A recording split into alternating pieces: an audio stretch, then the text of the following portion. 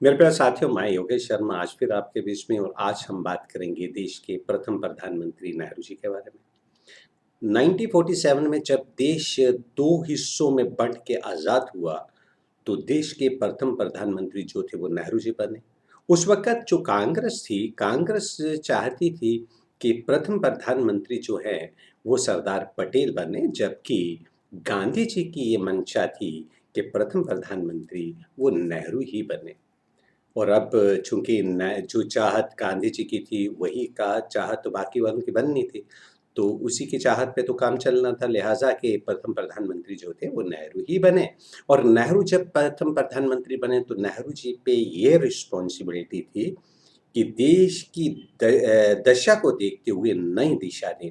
चूँकि उस वक़्त दिशा क्या थी और तो और नेशन बिल्डिंग का काम और कैरेक्टर बिल्डिंग का काम भी नेहरू जी की ही ज़िम्मेदारी थी। चूँकि वही एक नए देश के आज़ाद देश के आर्किटेक्ट बनने जा रहे थे, तो नेशनल बिल्डिंग का और कैरेक्टर बिल्डिंग की बात जो करते थे, चूँकि इससे पहले जो थी पब्लिक जो थी, लोग जो थे, उनकी एक ही सोच थी कि देश आज़ाद हो। कुछ तो देश आज़ाद के लिए ये जो लोग संघर्ष कर रहे थे, अब 47 के बाद संघर्ष प्रक्रिया जो हुई वो समाप्त हुई। अब देश की तरक्की के बारे में सोचना था, उनकी एक नई दिशा देने की ज़रूरत थी, जिसकी रिस्पॉन्सिबिलिटी नेहरू जी की भी थी। और कैरेक्टर बिल्डिंग की बात करें तो जब देश के कैरेक्टर की बात करें तो क्यों ना हम थोड़े से नेहरू जी के की भी कैरेक्टर की बात थोड़ी-सी हम आपस में कर लें। और उसके रेफ़रेंस से मैं आपको एक किताब जो है ये खुशवंत सिंह जी की लिखी हुई है, ये सच प्यार और थोड़ी-सी शरारत, इसके रेफ़रेंस से मैं आपको बताऊँगा और उसके पेज नंबर 140 और 41 में खुशवंत सिंह जो कि हिंदुस्तान की एम्बेसी जो इंग्लैंड में थी, उसमें ये कार्यरत थे और उस वक़्त इंग्लैंड में इंडिया के जो एम्बेसडर थे, वो कृष्णम मेनन थे। खुशवंत सिंह अपनी किताब में लिखते हैं कि जब पंडित नेहरू को राष्ट्रमंडल के सम्मेलन के लिए इंग्लैंड आना था, तो उन्होंने क्या किया कि एम्बेसी ने उनके आने पे एक साप्ताहिका पत्रिका जो है निकालने का प्रोग्राम बनाया था। और उसके मुख्य पत्र पे ये लिखना था पंडित नेहरू इन इंग्लैंड। जब ये प्रेस में दी गई, तो उसमें जब प्रूफ आया तो उसमें पी की जगह बी लिखा हुआ था, पंडित नेहरू इन लंदन नहीं लिखा था, वहाँ पे लिखा था पंडित नेहरू इन लंदन। कोई पंडित मीन्स स्टॉप, लेकिन उसके बाद उसे रेक्टिफाई किया गया और उससे ये पत्रिका बनाई गई। और उसके आगे लिखते हैं, खुशवंत सिंह लिखते हैं कि जितना भी स्टाफ था, वरिष्ठ स्टाफ जो था, सीनियर्स जो थे ऑफिशियल, कहते हैं स्टाफ के वरिष्ठ सदस्यों को आदेश मिला था कि प्रधानमंत्री के स्वागत के लिए हीथ्रो हवाई अड्डे पर उपस्थित रहें। जाड़े की ठंडी रात थी, विमान नीचे उतरा। इस बेवक्त तुम सब लोग यहाँ क्या कर रहे हो? पंडित जी ने सवाल किया, पर जाहिर था कि हमारे वहाँ होने की उम्मीद उन्हें उन्हें थी और इस बात से वह खुश भी थे कि हम अपने कर्तव्य का पालन कर रहे हैं। मैंने ने मुझे कहा कि मैं पंडित जी को अपना परिचय दूं और पूछूं कि मेरे लिए क्या करने का आदेश है। मैंने जब पूछा तो उन्होंने मुझे डपट दिया, इस वक्त इस वक्त क्या करने को कहूँगा मैं? घर जाओ और थोड़ी देर सो लो। खुशवंत सिंह आगे लिखते हैं कि अगली सुबह जब मैं दफ्तर पहुंचा तो मुझे अपनी मेज पर मेनन का एक नोट मिला जिसमें मुझसे तुरंत आके मिलने को कहा था। मैंने जल्दी से अखबारों की सुर्खियों पर ये देखने के लिए नजर दौड़ाई कि कहीं कोई गड़बड़ तो नहीं हो गई। द डेली हेरल्ड के मुख्य पृष्ठ पर एक बड़ी सी तस्वीर छपी थी जिसमें रात के कपड़ों में लेडी माउंटबेटन नेहरू के लिए दरवाजा खोल रही थी। तस्वीर का शीर्षक था लेडी माउंटबेटन का अर्धरात्रि का मेहमान। समाचार में पाठकों को ये सूचना भी थी कि लॉर्ड माउंटबेटन उस समय लंदन में नहीं है। हमारे प्रधानमंत्री के लेडी माउंटबेटन के साथ संबंधों की चर्चा विराट अपवाद का के रूप में फैलने लगी थी। द हेरल्ड का फोटोग्राफर मौके की ताड़ में था और उसे ये मौका मिल गया। आगे लिखते हैं कि जब मैं मेनन के पास पहुंचा तो उन्होंने गुस्से से पूछा, तुमने द हेरल्ड देख लिया? प्रधानमंत्री तुम पर बेहद नाराज हैं। मेरा इसमें कोई हाथ नहीं है। मैं सफाई देने लगा। मुझे कैसे पता चलता कि पंडित जी होटल के बदले माउंटबेटन के घर चले जाएंगे? पर उसके बाद मैंने ने मुझे ये कहा कि मैं कुछ देर उनसे दूर रहूं, चूंकि पंडित नेहरू नाराज है। पंडित नेहरू के लिए आगे लिखते हैं कि उन्होंने जो एम्बेसी थी, उन्होंने 2 कार्यक्रम आयोजित किए थे पंडित नेहरू जी के लिए। एक अंतर्राष्ट्रीय प्रेस से उनकी मुलाकात और दूसरी उनके ही होटल के सूट में अंग्रेज़ी अखबारों के संपादकों के साथ लंच। इसके उनके सचिव एमओ मुथई को दोनों ही कार्यक्रमों का ब्यौरा दे दिया गया था। मुथई जो कि उनके सेक्रेटरी थे, मुथई ने मुझे चेतावनी भी दी थी कि प्रधानमंत्री की उनके आदेश के बिना कोई भी फोटोग्राफ प्रेस में जारी नहीं किया जाए। राष्ट्रमंडलीय प्रधानमंत्रियों के सम्मेलन की समाप्ति के बाद भी पंडित जी के पास 2 दिन बचते थे, जिसमें वो अपने शौक पूरा कर सकते थे, किताबें खरीद सकते थे और लेडी माउंटबेटन से मिलने जा सकते थे। एक दिन किताबें खरीदने के लिए रखा गया।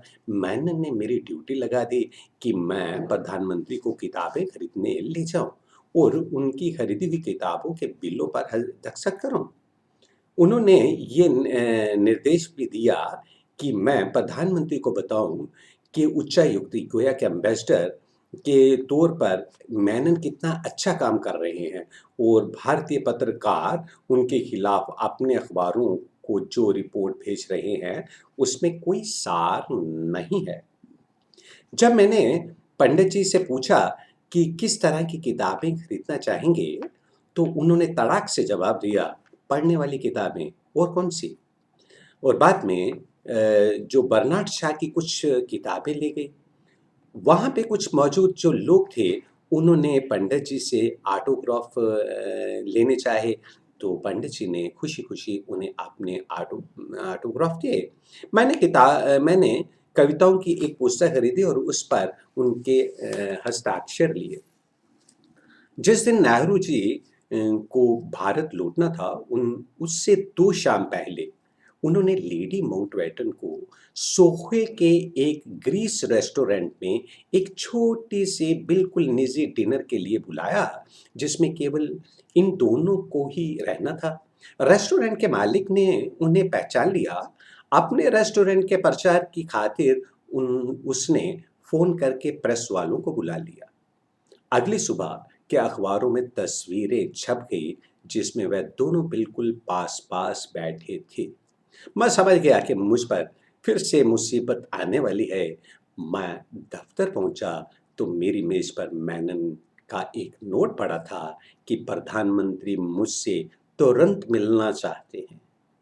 मैं दौड़ा-दौड़ा क्लैरिजेस होटल गया और जाकर मुथई, जो कि उनके प्राइवेट सेक्रेटरी थे, को अपने आने की सूचना दी। उसने बिल्कुल मशीनी ढंग से कहा, अंदर चले जाओ। मैंने पूछा, तुम्हें कुछ अंदाज़ा है कि वह मुझसे किस लिए मिलना चाहते हैं? कुछ आशंका से जब भाव से मैंने पूछा, तो उसने जवाब दिया, ना, वह खुद बताएंगे। मैंने प्रधानमंत्री के दरवाजे पर धीमे से दस्तक दी और अंदर चला गया। वह कुछ फाइलें देखने में व्यस्त थे। क्या काम है? उन्होंने गर्दन उठाकर पूछा। मैंने कहा, सर, आपने मुझे बुलाया है। बोले, मैंने तुम्हें बुलाया? कौन हो तुम? मैंने कहा, सर, मैं आपका यहाँ जनसंपर्क अधिकारी हूँ। उन्होंने उत्तर में ऊपर से नीचे तक मेरा जायजा लिया और कहा, प्रचार के बारे में तुम्हारी धारणाएं बहुत बड़ी अजीब है। गोया कि जब उन्होंने देखा कि इंग्लैंड में जब वो लेडी माउंटबेटन से मिले, 2 दफ़ा मिले और दोनों दफ़ा उनकी जो अखबार में उनकी न्यूज़ आ गई, तो इसलिए वो नाराज़ थे कि ये जनसंपर्क अधिकारी जिसकी ज़िम्मेदारी होती है प्रेस मीडिया को सँभालने की, वो अपनी ज़िम्मेदारी से में फ़ेल हो गए और वो उनको छुपा नहीं सके, इसलिए वो नाराज़ थे। और उसके बाद इसके अलावा मैं एक कुछ और बात भी आपको ये सुना दूँ अब जाते-जाते, ये खुशवंत सिंह की किताब से नहीं है, ये अलावा है उसके।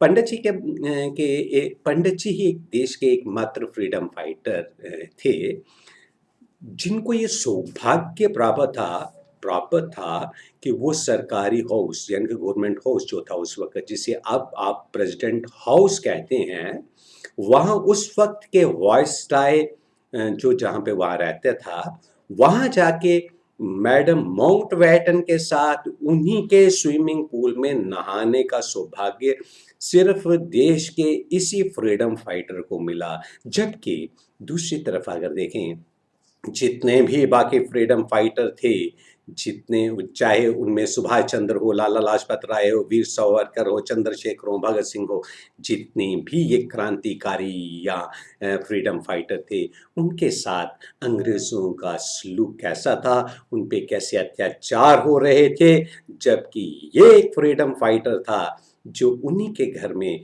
उन्हीं के वाइसरायज़ के घर में जाके उन्हीं की स्विमिंग पूल में और उन्हीं की मैडम के साथ स्विमिंग करने का सौभाग्य मिल रहा था। ये देश के प्रथम प्रधानमंत्री थे। कैसे थे? मेरा काम था आपको उनके बारे में कुछ चीज़ें बताना।